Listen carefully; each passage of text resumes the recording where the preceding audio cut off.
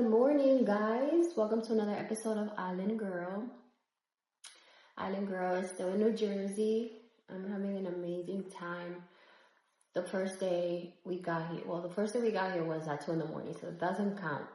And then the first day we hung out with my brother, my sister-in-law, my brother-in-law, my niece, my nephew, one of our best friends, Jada, and her husband and her daughter. So we hung out with my side, right? My immediate.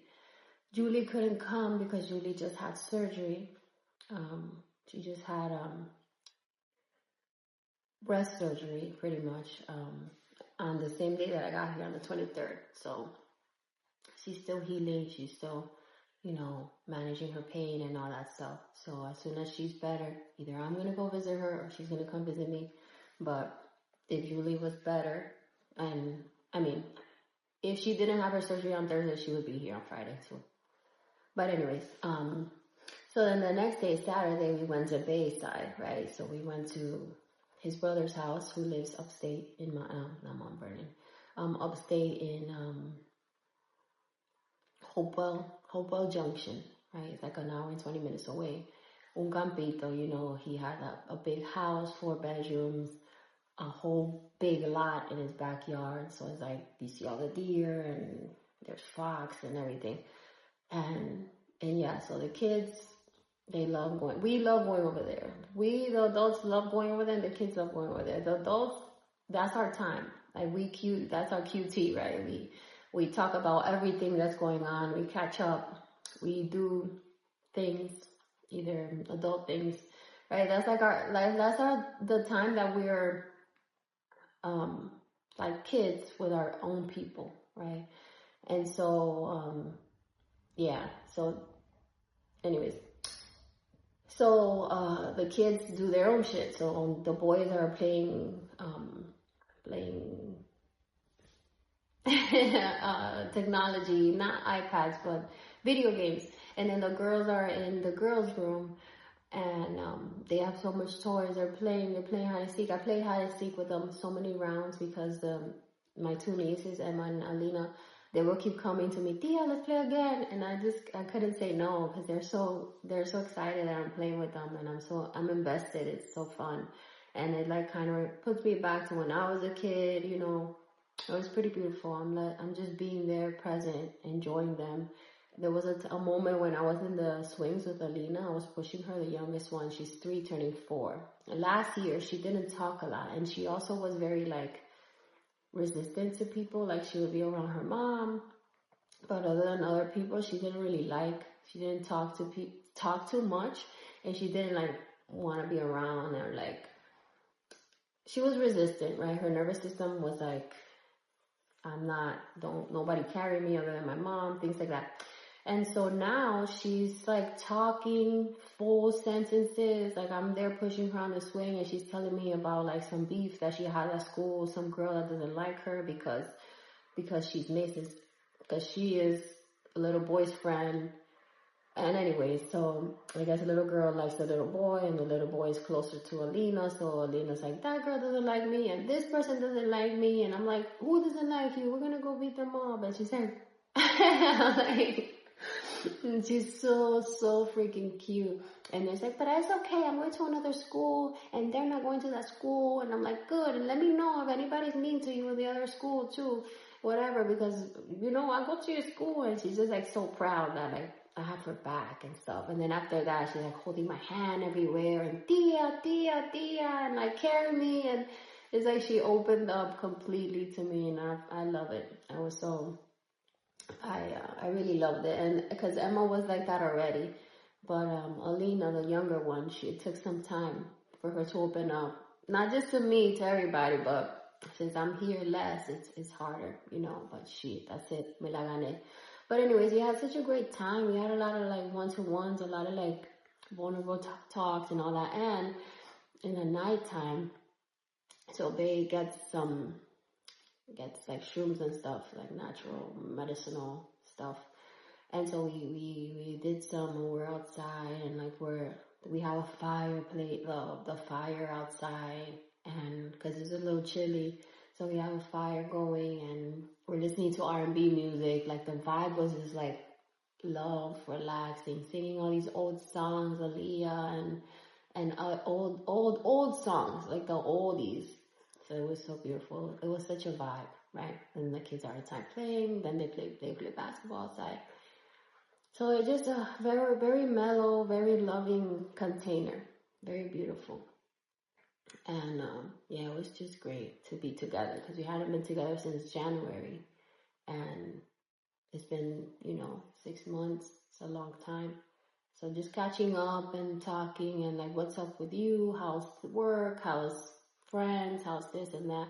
And then the beautiful thing about them is that they're like very much like us, that they can take their mask off, right? And they can be authentic and they tell the truth. And it's just beautiful because it's like legit connection, It's not superficial shit. It's not, hey, I bought this or I'm buying this or it's not bullshit, What most people live in this country is they present, they perform, you never know what's really going on with them. They don't tell you. They don't trust you. Sometimes they don't even know themselves what's going on. They don't have the self-awareness to even like say, hey, these are the things that I'm going through or what I've been reviewing or things like that.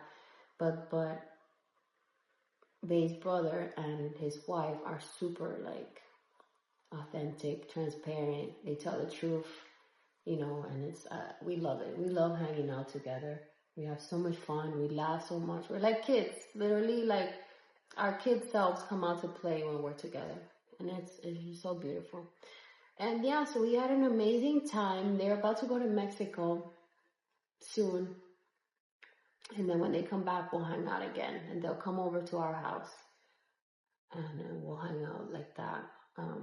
But yeah, we had such a great time. We're there every time we're with our people. We're like always like trying to program them, but not like maliciously, but like trying to see if they come with us over there, eventually. Not right now, like just planting the seeds, So they know that there's another life available and there's so much more freedom available, and that these golden handcuffs that people live with here in these golden cages, there's a reality where people can be more free, right? They can be more free.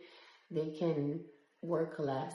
They can have a better quality of life, because what's the point of you making $200,000 here, but you only have 2 hours a day after work and some weekends to actually like be with your family and enjoy it, For that, you can make $100,000 and then you can actually be more present with your family, or less, fucking $60,000 and a remote job, and actually be more present and like be more involved and not miss out on them growing up, because life here is so fast, like when we lived here, they only had to go to the office 3 days a week, but it was very consuming, it was like you leaving before work starts, because the commute is like an hour, and then you're there till 6 or 5, and then the commute back, you get home at 7, we go to sleep by 9:30, how many hours did you have with them, and on top of that, you need some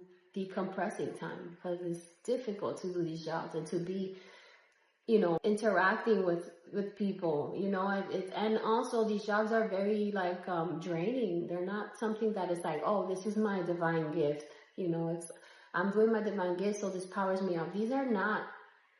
This is not what our souls like came to do here. A lot of these jobs, these jobs are matrix jobs. So these are, ego, like they're all about, how we make our money and, what degree we did. And so a lot of the times they're not powering us up. Whereas jobs that eventually, once you have your awakening and you do your healing, and then you're like, what's my purpose? What am I good at? What did I come here to help society with, right? And then once you start tapping into jobs like that and making money that way, it powers you up more, because it's not draining. It's what you came here to do.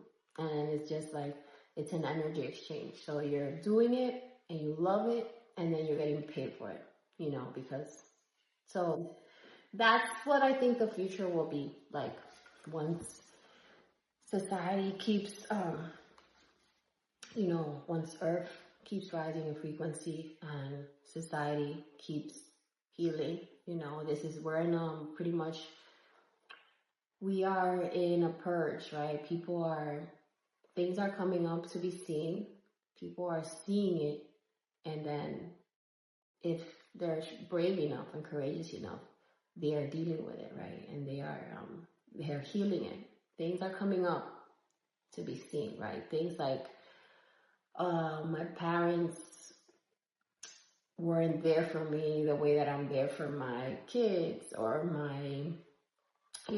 my parents neglected me, or why wasn't my dad there? Like, these are not my things, but yeah.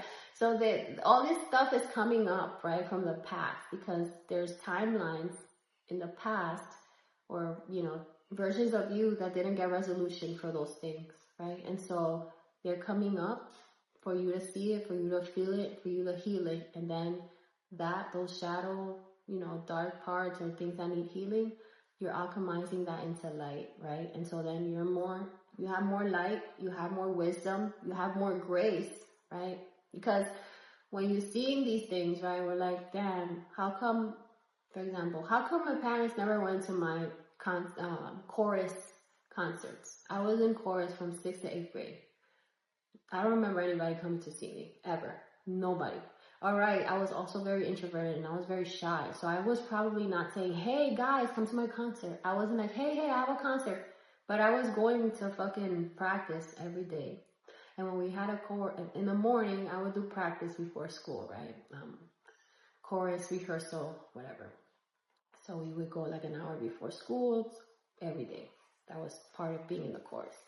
And then when we had a concert coming up, we would stay late. So I was definitely practicing. I was not home that much. So there was some change in my schedule, and if they wanted to, they would have gone, right? And so I think about that now, or I thought about it, because I'm always in my kids' things. I'm in my kids' things so much that my son has to be like, yeah, you don't need to come to this, I'd rather you not come to this, because there's only like 2 parents that come and you're one of them, or 3 parents, and you don't need to be there, for anything at school, like there's like a presentation that they're doing or something, like he'll tell me if he wants me to be there, because I'm there already for Scarlett, right? Because she wants me to be there. She's still little, like she still needs that.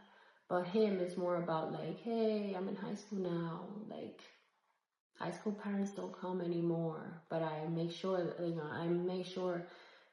I ask him, because it's about him, I don't care about the other kids and what their parents do, but do you need me there? Because I want to be there, I want to record you, I want to see you, I want to see what you've been working on. And so when I'm there, I also remember that sometimes people weren't there for me, and so it could give me some anger or pain or sadness, right? And I feel it. I feel the feelings, right? I feel the feelings that those girls couldn't feel. Those younger versions of me couldn't feel in the moment, because that's why that shit is still coming up for me. Because if there was nothing there, then it wouldn't come up for me anymore, And so it's coming for me to feel those things, but I have grace for my parents, right? And I forgive them for the things they didn't know, because they only know, you only know what you know, right? You can only do with the wisdom that you have then. And so back then, there was scarcity. They were working, or they were busy. My mom had 3 kids by the time she was 28, 3 daughters, and she was on public assistance. And they're not here saying, hey, it's important for me to go to my daughter's chorus concert. That's not priority, right? But thank God that they did everything they could do so that now I could be in my kids' things.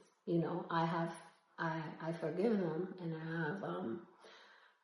have grace for them. They came from another country. They had to learn the language, and they don't even, my dad still doesn't speak the language. They still defiende, but yeah, like, they did all these things, these are all the sacrifices that they did so that I can have my kids here, so that they can have me here, so that the vantage point that I'm at, right, is higher. And guess what? They were here and I'm here. And guess where my kids are going to be? And that their kids are going to be, and then, so forgiveness. And forgiving them also gives me peace, right? Because we think that us being angry at somebody or for not forgiving them for something that they did to us or, whatever happened to us, we think that it's like harming them, but it's really poisoning us, right? And so by me forgiving my parents or forgiving anybody who's done any wrongdoing, I'm really giving myself peace. I'm not closing my heart and letting my heart open. And I'm also grabbing whatever wisdom that experience was supposed to teach me, right? And so then I'm walking my life with that wisdom on me, right? Yeah. I don't know how we got here. Anyways, so Saturday was amazing. We slept over, and then Sunday we hung out for a while till like 3, and then we came over. We came home. Babe's brother had to go to work, so I fell asleep at 12, which is not normal for me, right? I usually fall asleep by like 10. I'm sleeping. Like if I'm on the couch with my family, I'm sleeping on the couch. Like if they base play with my hair and I'm like thinking watching a movie or a show with them, but I'm sleeping. They're always watching me like, Mom is sleeping. And I'm like, I'm up. And so 12 o'clock I fell asleep. We started the Kevin Hart movie Friday, like 11:30, maybe not Friday, Saturday when we were over there. And I was literally sleeping watching it, like and then the guy stayed up till 2. And the kids stayed up till 2, and Scribe stayed up till 4, supposedly. She couldn't sleep with the boys in the basement. She was sleeping with the girls and grandma in the girls' room, but Nathan sent her up like at 1. He said they were gonna go to sleep, but they stayed up later. But anyways, yeah, so it's also Babe's brother, even though he fell asleep at 2 watching the movie, he went to work at 7. And we were all like, he's not gonna wake up. He's not gonna wake up to go to work. And he did, because since they're going on vacation, he wanted to make sure he tidied everything up before he leaves. And so, yeah, we had an amazing time. Then we came home, and I texted my brother and my sister, because I told them when I get back, Sunday, let's hang. But we did get back a little bit later, and so my sister was already at the mall with her family, or with Babe. I don't know if Kay went to. And then my brother came with the baby, because on Sundays he stays with the baby alone and his wife goes to work. And so he came with the baby, had his little car riding. He's so beautiful. And like my nephew, when he smiles, his whole face lights up. Like his eyes are Chinese, and he's so beautiful. He is like, I'm obsessed. He's so beautiful. Un rubio bello. But he's like I said in my Instagram, he's so with it. Like he can detect energy, right? He's so good at reading the energy. And when he comes in, you know how kids usually, I'm obsessed with babies, right? So the minute that any babies come in, I always want them, right? And so you like go like that to kids, and they'll like jump to you. He like whenever he comes in anywhere, he's with his mom or his dad, his safe space, right? And so me and my sister are always like, come on, and he hugs his parent, whoever his parent is carrying him. Like he's like, no, this is my safe space. Like my nervous system wants to stay with my safe space. Like he's so aware. And yeah, nobody can trick him, and his parents are also very aware of, like, sometimes it looks like he's laughing or like, haha, but it's actually like he's uncomfortable, and they can tell, like they're so with it. They're so in tune with him and his nervous system. And he's like literally a genius. So yeah, they came over, we hung out, we had a lot of good talks. And it was beautiful. I love spending time with my brother. He's like, he's another one. He's so, and my sister too, they're so like transparent. They're so authentic. And when we're together, we're not talking about movies. Usually we're talking about what we're going through, what's coming up for you, what are you dealing with right now, emotionally, psychologically, what is something that's keeping you from sleeping, like the real shit. Like we don't be talking about bullshit, And so every time we're together, it's like It's like a group therapy. I talk about me, he talks about him, and like together we hold space for each other, and then all the gems come out, the things that we only could realize by saying these things out loud, and also by sitting in front of somebody who is holding space for you and seeing you as loving awareness, and seeing you as, you're already perfect. And whatever it is that you're dealing with right now, it's just something that needs to be healed. And the way that you heal it is by seeing it, right? Seeing it, feeling it. It's coming up to be seen, right? Seeing it, feeling it, and then your nervous system, like, heals it. And then you can actually, like, alchemize it, and it becomes wisdom that you have now. And so we did a lot of that yesterday. It was so beautiful. And then I wrote this morning and some of the things. Because, like, in a moment sometimes, you just let them talk. The plan is let people talk. Listen to them. They only need to be listened to. That's what therapy is about, too. Like, you just holding space for people.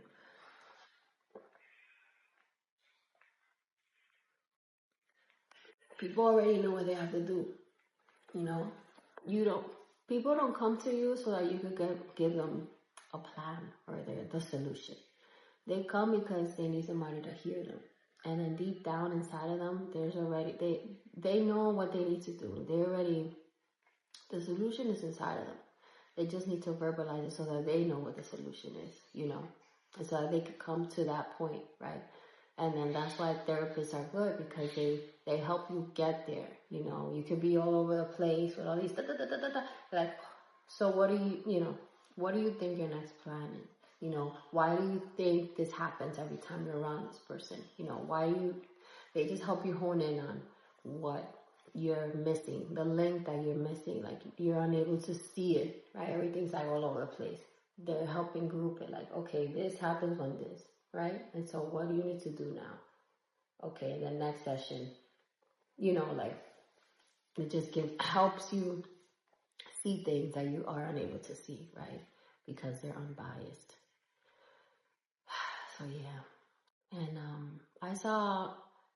that was yesterday. It was amazing. Nathan came home and he saw that his friends from here that he loves, some of his friends that he went to 6th and 7th grade with, because 8th grade he's in DR, were hanging out. And so, they have like a group text. And so somebody sent a picture there. So he's like, hey, yeah, hanging out. And then he went over there and hung out. And then he came like at 8. So he had a great time too. And so today I go back to work. What time is it? I don't know. What time is it? Babe, what time is it? 9 what? 9:09. Okay, cool. I go back to work today, 9:09. Got a few more minutes. I start at 9, but they usually, so they send us a spreadsheet, and usually they don't send it before 9, so we good. Anyways, I also wanted to talk about something. I'm going to read, you guys saw my Instagram reading of this first chapter or first few pages. It's so good. I'm going to read the rest, make little reels about it. But I saw something this morning that I wanted to, I saw it yesterday, and then this morning I made it as a post, and I'm going to, let me see if I can find it. Yeah, I closed the camera, but anyways, so the thing that I saw that was really beautiful, and it's by Ram Dass, and it says, all you can be for a person is an environment, so if they wanted to come up for air, they could, right? And so it's like, all you can be for somebody who's sitting right in front of you, right? Somebody that you love. Any stranger, but mostly somebody that you love, my brother, my sister, my friends, my family, right? Idalia, Julie, Jada. All you can be for those people that are sitting right in front of you, Rosana, is an environment where if they wanted to come up for air, they could, right? It's an environment of love, right? No judgment, non-judgment, grace. You know exactly what they've been through.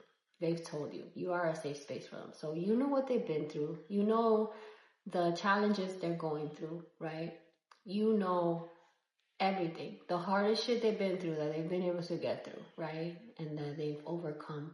And so they're standing in front of you or sitting in front of you, and they're beating themselves up, right? They're beating themselves up. Their mind is telling them how much of a mistake they made, or how they haven't done what they said they were going to do, or whatever it is, right?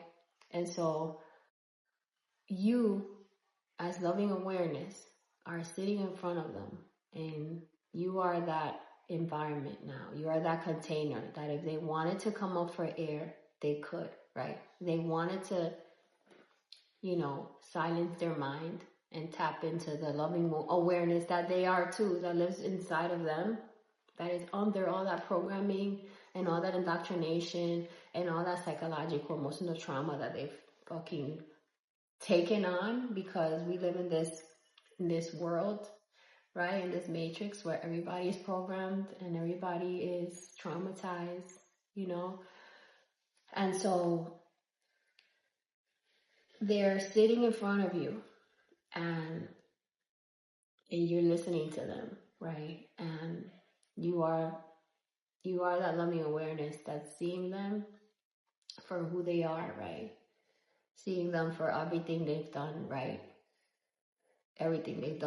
and then even understanding any mistake they've done, they made, knowing why they made it. What was the programming in them, or what was the things they didn't see before they made the mistake, or all that. So you have this love. You can see all of it, right? You can see the whole picture now. And so, and your ego is not here trying to prove itself, right? Your ego is not here trying to outdo them because they're better than you, or you're not comparing yourself to them. You're here sitting as loving awareness, right? As the soul that you are, as the clear soul that you are, in a high vibration and in love, right? And you're here, and you are that environment or that container that if they wanted to come up for air, they could, right? And that's it. That's all you could give your people. And that's also why I'm so excited and doing one-to-ones in the future, so, because that's what I do when I stay with my people. Like, I'm doing one-to-one. I'm holding space. I'm loving you. I'm giving you whatever feedback you want me to give you, but I'm listening mostly. I'm listening to you, and I'm not here trying to put in my 2 cents about myself. Like, if I had to share something with you about myself so that you can see that you aren't alone, and that I felt like that before, and that, yeah, I've thought about that too. How come this, but not in your way, but in my way, like in my own thing. If somebody shares something that they don't feel seen, or something by their parent, anything, right?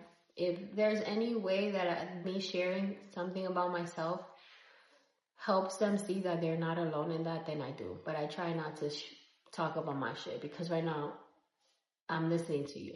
I'm here with you. That's a big thing about people. People who talk, that they just talk to talk. Like, they always want to talk and they never listen. And I'm a really good listener. And so when I sit in front of people, I'm listening, and I'm trying to,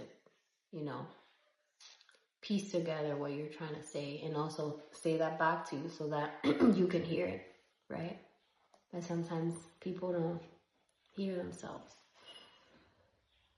So yeah, so that's why I want to do one-to-ones, because if I can provide this service to people, to people who need an environment that they can come up for air, right? If people who need to be loved, because that's all we really want, right? We're here and we all want to be loved. We all want to be seen. We all want to be accepted. We all want to belong, right? And so sometimes we're in circles where we can't take off the mask. And we're in circles where we have to walk in this armor. Even though some people's own moms are fucking bullies. So, like, imagine you're in you're in your home or you're in your mom's home and your mom's a bully. Like, who can you trust when your mom's a bully?